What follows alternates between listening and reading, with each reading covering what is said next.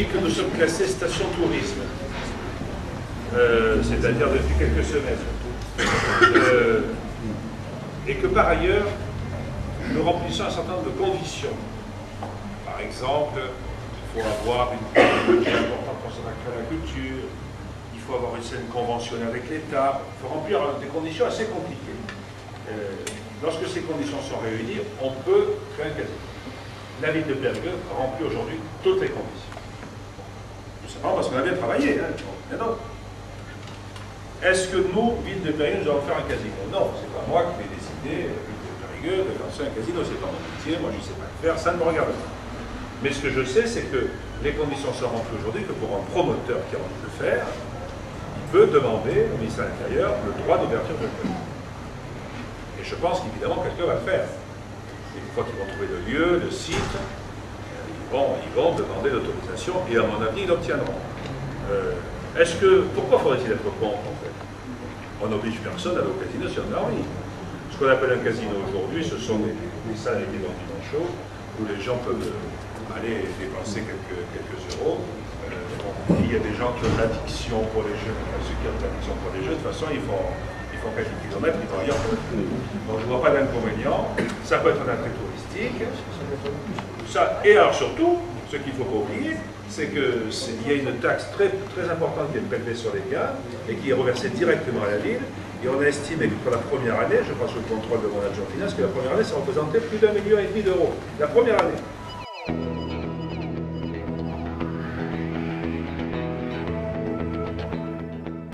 Répartir différemment les flux, pour faire des systèmes de déviation, pour encourager d'autres formes de transport. Nous allons bien voir. Il y a d'ailleurs dans ce PDU aussi des examens assez compliqués, le système de transport en commun, y compris la fameuse navette ferroviaire que je défends. Il y a le projet de la construction de 2 ponts supplémentaires, un à Chamiers qui fait que les gens n'auront plus à descendre vers ici, mais quand ils arriveront au grand rond de Chamiers où il y a la locomotive, passeront au-dessus de l'eau et reviendront directement à l'entrée côté Toulon.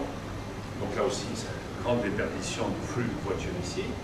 Et d'autre part, de l'autre côté, et nous en avons encore plus besoin, l'idée du pont de l'Arceau, il y a des gens qui sont contre, parce qu'ils disent ah, ça va falloir, enfin bon, ce pont il se fera un jour, qui permettra de libérer un peu le pont des Barriques qui est toujours complètement dépassé. Et tout ça va changer considérablement le flux des voitures. Il faut bien voir que la circulation dans ce quartier, lorsque ça se fera, évidemment, tout ça, c'est des projets lourds qui se font sur échelle de 0 à 5 ans, hein, c'est pas demain. Hein.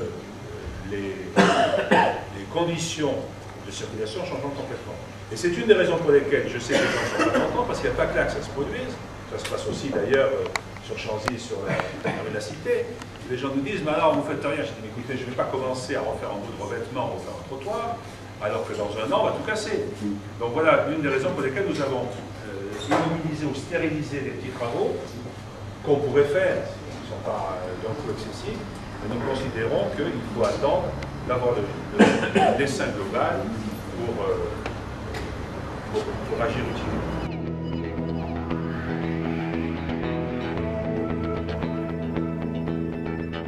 Depuis que maintenant on a des préoccupations en matière d'environnement, il y a des crédits qui sont spécialement prévus pour encourager cela, parce que ça décourage les voitures, ça décourage les gens qui viennent en centre-ville d'utiliser d'autres moyens, et donc l'État encourage beaucoup.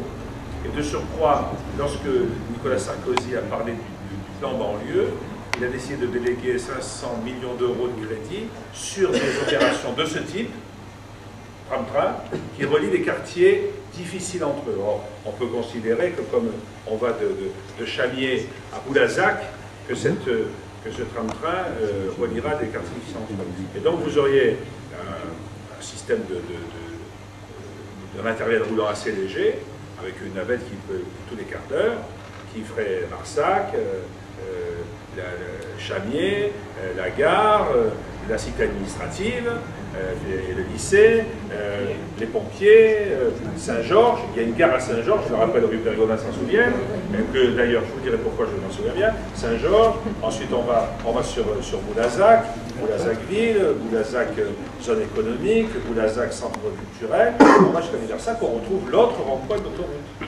Et donc ce projet en fait est très réaliste, il est coûteux, Mais je suis certain qu'il se fera. Je ne sais pas pourquoi, alors que ça fait très longtemps que tout le monde était pour, que maintenant on me dit ben non, c'est pas possible, on ne va pas le faire. Moi je crois que si, et qu'il est devenu possible. Parce que maintenant il y a des crédits d'État pour ça qui autrefois n'existaient pas.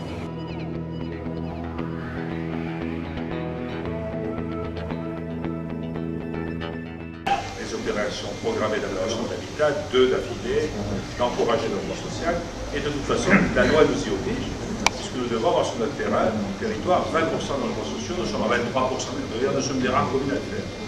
Donc, simplement ce que nous faisons, nous essayons quand même de réguler les populations qui viennent par le HLM. Et quand on parle aujourd'hui de HLM, attention, c'est plus pourquoi, ce sont des loyers qui sont déjà qui commencent à être conséquents, même si les loyers engagés.